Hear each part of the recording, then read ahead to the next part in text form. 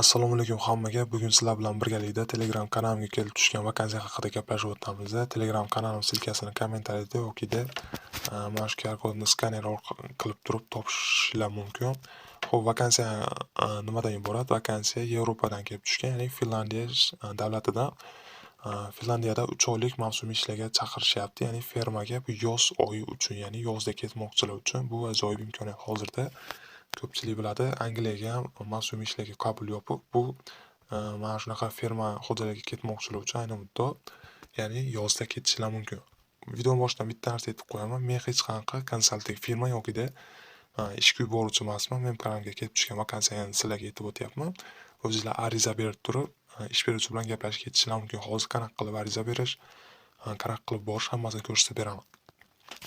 Xo'p, endi ish haqida qisqacha tushuntirib ketaman. Ish joyi Alantintila degan shaharda bo'ladi, Finlandiyaning. Bu fermer xo'jaligi asosan klubni yig'ishtirish va yig'ish bilan shug'ullanar ekan. Har yili yoz mavsumida yuzlab xorijlik ishchilarni yollaydi deyilgan. Hop, turar joyi keladigan bo'lsa, ya'ni yotoqxonasi, ishchilar uchun maxsus yotoqxona barpo etilgan fermer xo'jaligida. Odatda bu kontinent tipidagi uylar bo'lib, har birida 2 kishidan 6 kishigacha xonalar mavjud. Narxi oyiga taxminan 100 yevrodan 350 yevrogacha. Ish haqingizdan ushlab qolishadi deyilgan, ya'ni sizlar ishlaysizlar va har oy beriladigan summadan olib qolishadi o'zlari. Ayrim hollarda bepul taqdim etiladi deyilgan. Bu ish beruvchiga bog'liq, ya'ni Finlandiyaning ayrim shaharlarida shunaqa, ya'ni ish beruvchi tekinga shundoq joylashtirib qo'yadi. Hech qanaqa pul olmaydi sizlardan. Ish vaqtiga keladigan bo'lsak, haftasiga 6 kun deyilgan, har kuni 8 soatdan 10 soatgacha ish bo'ladi. Ish tongda 5-6 da boshlanib, tushgacha davom etadi. Klublar quyoshda qurib ketmasligi uchun deyilgan. Talablarga kelib o'tamiz. Minimal ingliz yoki rus tilini tushunish yetarli deyilgan bu yerda. Ya'ni sizlar ingliz tilida yoki rus tilida ikkita tildan bittasini bilsanglar bu yerda yetarli. Xo'p, safar va viza deyilgan. Endi ketish qanaqa bo'ladi? Bu yerda yozilgan aviachipta va viza xarajatlari odatda ishchining zimmasida bo'ladi, lekin ba'zi ish beruvchilar kompensatsiya qiladi deyilgan. Bu endi nima degani? Bu degani, sizlar ariza berasizlar, agar ish beruvchiga to'g'ri keladigan bo'lsanglar, sizlarga taklifnoma yuboradi va o'sha taklifnoma bilan sizlar elchixonaga borib turib, viza to'g'irlashingiz mumkin. Yoki Finlandiyaning o'zida mana shu ish beruvchi sizlarning vizalarini to'g'irlab turib chaqirib olish mumkin. Endi uni ish beruvchi bilan gaplashib to'liq tushunib olasizlar. Xo'p, endi bu yerda oylikka keladigan bo'lsak, oylik bo'ladi. Odatda 1500 yevrodan 2500 yevrogacha bo'ladi. Ya'ni Finlandiyada o'tgan yil shunaqa bo'lgan. O'tgan yilgi bilan solishtiradigan bo'lsangiz, kilosiga 0,8 yevrodan 1,5 yevrogacha berilgan. Ya'ni kilosiga shuncha berilgan.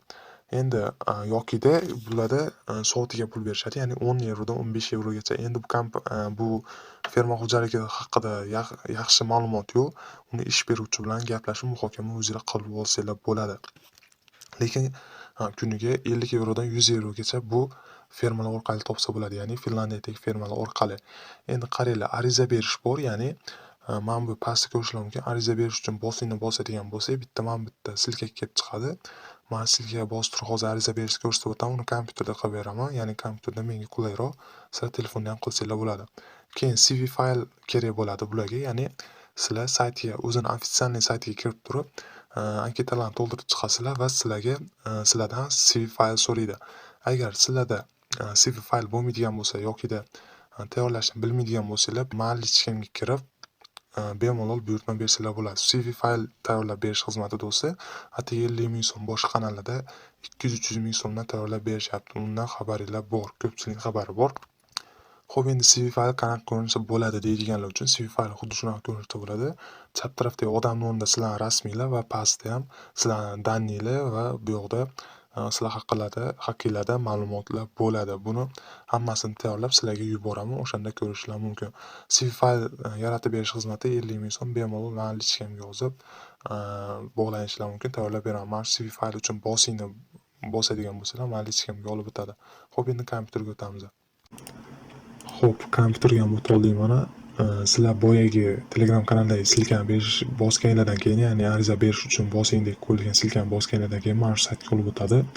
Bu men sizlarga ko'rsatayotgan ferma xo'jaligining glavniy nimasi bo'ladi, sayti bo'ladi. Mana shu sayt orqali ko'pchilik ariza beradi va ishga borishadi. Xo'p, sayt haqida ko'rsatib o'taman. Sal pastroqqa tushadigan bo'lsak, bu yerda sayt haqida ma'lumotlar va bu yerda ariza berish ham chiqadi. Bu yerdan ariza bermaymiz biz. ya'ni eng tepaga chiqamiz va mana bu yerda apply job from here deb yozilgan, ya'ni ko'rishlar mumkin. Mana Strawberry 2025-yil sezon deyilgan. Mana shu yerga bitta bosamiz. Xo'p, bosganimizdan keyin bu yerda inglizcha chiqadi. Bizga inglizcha kerakmi? O'shaning uchun o'zbekcha o'girib olamiz. Buni endi telefondan qilsanglar bo'ladi. Xo'p, bu yerda ilova matni deyilgan. Ayting, siz kimsiz, nima uchun bu ishni qo'llayapsiz deyilgan. Bu yerga yozasizlar. Men O'zbekistondaman, sizlar fermerlarda ishlash niyatim bor deb yozasizlar bu yerga. Millat qo'yilgan, bu yerga O'zbekiston qo'yasizlar. Tug'ilgan sana qo'yilgan. Bu yerga ham bosib turib, o'zingizlar tanlab qo'yishinglar mumkin bo'ladi. Xo'p, manzil deyilgan. Endi bu yerga o'zingizlar manzillarni yozasizlar, ya'ni masalan, ko'changlarni yozasizlar, uy raqam, keyin pochta indeksini yozasizlar. Pochta indeksini ham Googledan olsanglar bo'ladi. Ya'ni masalan, sizlar Chirchiqda turadigan bo'lsangiz, Chirchiq pochta indeksi deb yozadigan bo'lsangiz, sizlarga pochta indeksi chiqarib beradi. Keyin shahar deyilgan, qaysi shahardaligini yozasizlar. Xo'p, sizda Finlandiya ID bormi deyilgan, bu yerga yo'qni bosasizlar. Sizga kvartira kerakmi deyilgan, bu yerda agar sizlarda Finlandiyada tanishinglar bo'ladigan bo'lsa, hani bosasizlar. Siz oldin Alantin tillada ishlaganmisiz? Ya'ni o'sha shaharda boya Telegram kanalida ko'rsatilgan vakansiyada ko'rsatib qo'yilganda, ya'ni mana shu shaharda ishlaganmisiz deyilgan. Agar sizlar ishlagan bo'lsanglar ha, ishlamagan bo'lsanglar yo'qni bosasizlar. Biz ishlamaganmiz, shuning uchun yo'qni bosamiz. Sizga kvartira kerakmi deganga hani bosamiz.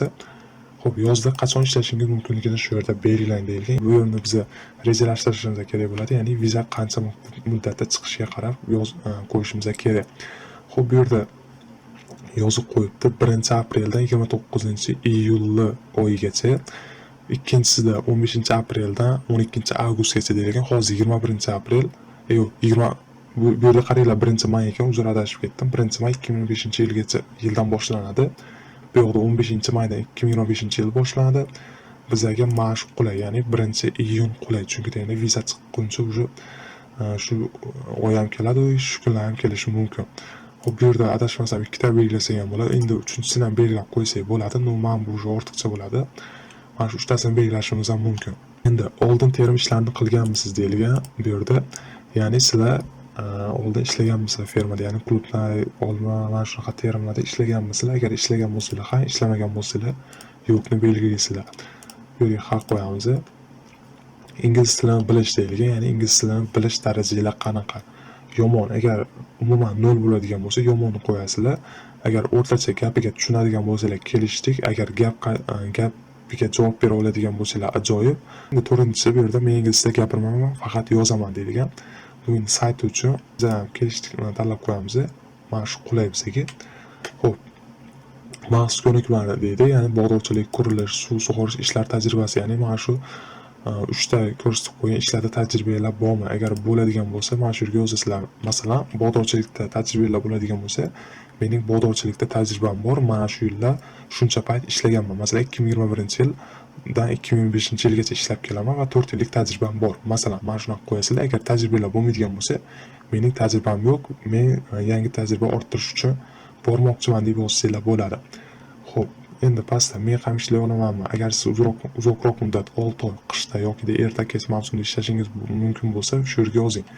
Ya'ni bu ish hozirda 3 oylik. Agar sizlar 6 oy undan uzoq muddat ishlamoqchi bo'lsanglar, bu yerga yozishinglar mumkin. Men 6 oy ishlashga tayyorman, meni chaqirishingiz mumkin. Yo'qida, yo'q, men 3 oy ishlayman deb yozasizlar. Mana shu yerga o'zingizlarning javobingizni yozasizlar. Xo'p, keyingisi traktor yuk mashinasini boshqarish ko'nikmalari, ya'ni endi bu yerga prava kerak bo'ladi. Traktor yoki yuk mashinasini haydash qobiliyatingiz qanchalik yaxshi? Sizda Yevropa Ittifoqining haydovchilik kartasi bormi? Ya'ni Yevropa Ittifoqida sizlar haydovchilik kartasi olgan bo'lsanglar, mana shu yerga ha, menda Yevropa Ittifoqining haydovchilik kartasi bor, men tajribam bor bu yo'nalishda deb yozadigan bo'lsanglar, sizlarni ishga olishi ehtimoli yuqori bo'ladi. Agar sizlarda yo'q bo'ladigan bo'lsa, yo'q, menda haydovchilik guvohnomasi yo'q deb javob yozishinglar kerak bo'ladi. Xo'p, o'zingizni tanishtiring deyilgan. Endi bu yerga do'stlar, qaranglar.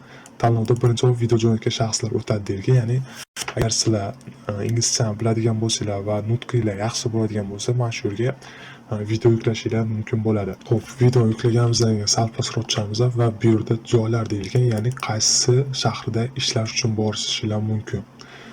Bu yerda ikkita shahar belgilangan, ya'ni Alantin Tilla degan shahri va Spurilan Mansikapelot degan shahri bor ekan, ikkita Ikkitalasini ham belgilab qo'ysanglar bo'ladi. Bu o'zinglar uchun yaxshi.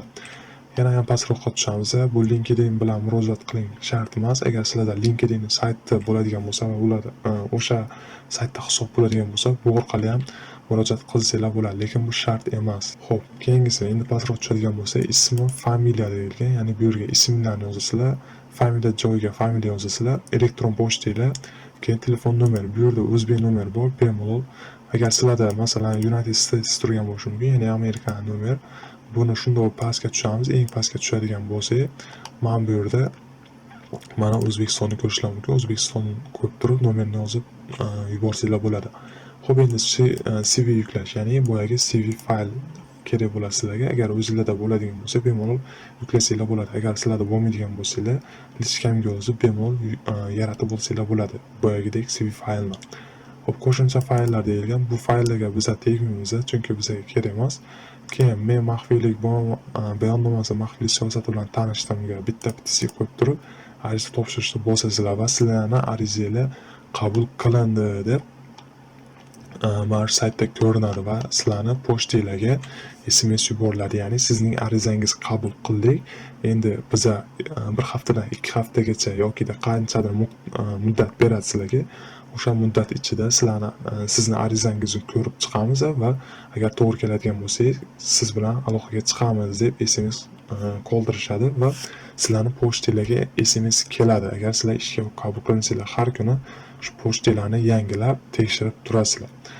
Va bizning videorolikimiz ham shulardan iborat edi do'stlar. Agar sizlarga mana shunaqa ishlar qiziq bo'ladigan bo'lsa, Telegram kanalimizga o'tishingiz mumkin. Telegram kanalimizda kuniga mana shunaqa Yevropadagi ishlar, vakansiyalar tashlanib turadi. O'zingizlarga ma'qulni albatta ko'rib, ishga topshirib ketishingiz mumkin bo'ladi. Yana bitta eslatib o'taman, men hech qanaqa konsalting firma yoki ishga yuboruvchi emasman. Men mana shunaqa vakansiyalarni sizlarga yetkazib beraman. Yo'g'iga o'zingizlar harakat qilib, ish beruvchi bilan gaplashib ketsanglar bo'ladi. Hammaga rahmat. Video yoqqan bo'lsa bitta like bosib, kanalga obuna bo'lib qo'yish esdan chiqmasin.